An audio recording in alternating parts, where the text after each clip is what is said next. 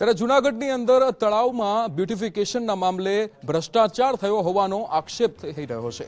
નરસિંહ મહેતા સરોવરના બ્યુટિફિકેશનના ભ્રષ્ટાચારના આક્ષેપ, જેમાં અહીંયા જૂનાગઢમાં નરસિંહ મહેતા એ સરોવરમાં ભ્રષ્ટાચાર થયો હોવાના આક્ષેપ, જેમાં કરોડો રૂપિયાના ભ્રષ્ટાચારનો વિપક્ષ કોંગ્રેસે અહીંયા વિપક્ષની સામે આક્ષેપ લગાવ્યો છે। ત્યારે 2300 વૃક્ષોનું વાવેતર કાગળ પર બતાવીને અહીંયા આક્ષેપ થઈ રહ્યો છે ભ્રષ્ટાચારનો। ત્યારે વાવેતર, ખાડા ખોદવા, માટી કાઢવાના નામે કાગળ પર અહીંયા લખાણ થયું હોય પણ એ કામ થયા નથી તેવા આક્ષેપ અહીંયા વિપક્ષ કરી રહ્યું છે।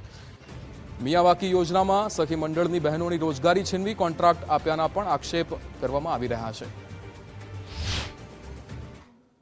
નરસિંહ મહેતા સરોવર છે એનું આપણે જોઈએ કે બ્યુટિફિકેશનનું કામ હતું એ 48 કરોડમાં શરૂઆતમાં એનું બ્લોક એસ્ટિમેટ થયું હતું। ત્યારબાદ આપણે જોઈએ કે 57 કરોડ રૂપિયાનું એનું ટેન્ડર બહાર પાડવામાં આવ્યું હતું। ત્યારબાદ આપણે જોઈએ કે એમાં સતત એસ્ટિમેટમાં વધારો થવા માંડ્યો અને 70 કરોડ રૂપિયા સુધી આનું એસ્ટિમેટ પહોંચાડવામાં આવ્યું।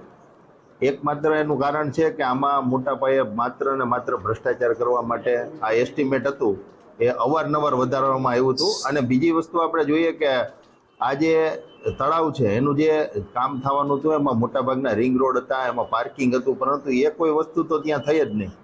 પાર્કિંગથી માંડીને મોટા ઇસ્યુ તો રહ્યા, ઉપરાંત આપણે જોઈએ કે એમાં જે ખર્ચા નથી કરવાના એમાં કરોડો રૂપિયા નાખ્યા। વિપક્ષના આક્ષેપ એ ક્યારેય જમીની સ્તરના હોતા નથી। પાયાવિહોણા આક્ષેપ અને જનતાને ગેરમાર્ગે દોરવું એ વિપક્ષનું કામ છે। તળાવમાં જે કંઈ આપણે જોઈએ છીએ કે નરસિંહ મહેતા તળાવ એ કઈ પ્રકારનું સુંદર તળાવ જૂનાગઢને પર એક નવું નજરાણું પ્રાપ્ત થયું।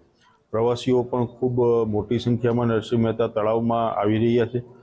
જૂનાગઢ મહાનગરપાલિકા એ ભારતીય જનતા પાર્ટીના પદાધિકારીઓ અને સરકારના વિઝનથી આ જૂનાગઢની જનતાને નરસિંહ મહેતા તળાવ પ્રાપ્ત થયું છે। આના કારણે વિપક્ષને ક્યાંય પણ પેટમાં દુખાવો હશે અથવા તો જનતાને ગેરમાર્ગે દોરવા માટે આવા પાયાવિહોણા આક્ષેપો કરે છે। તળાવની જે કંઈ પણ કામગીરી કરવામાં આવી છે એ આર્કિટેક્ટ કન્સલ્ટન્ટના ડિઝાઇન મુજબ કરવામાં આવી છે।